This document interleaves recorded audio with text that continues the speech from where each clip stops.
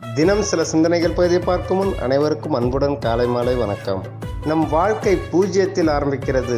முன்பக்கம் நம்பர் விழுந்தால் அது இறைவனின் பரிசு, பின்பக்கம் நம்பர் விழுந்தால் அது அவனின் சோதனை. பொறுப்புகள் எல்லாம் தலைக்கு மேல் ஏறிவிட்டால் ஆடம்பர ஆசைகள் எல்லாம் தானாக கீழிறங்கிவிடும்.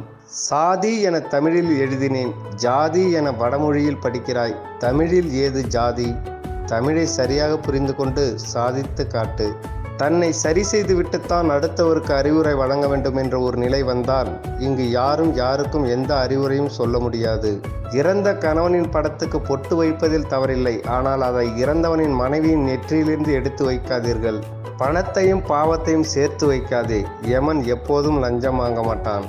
இன்றைய வீட்டு மருத்துவம் என்னன்னு பார்த்தோம்னா, சாதம் அடித்த நீரில் தேங்காய் துருவல், 1/4 டீஸ்பூன் மிளகுத்தூள், உப்பு இதையெல்லாம் சேர்த்து குடித்து வர இருமல் சளி நீங்கும்.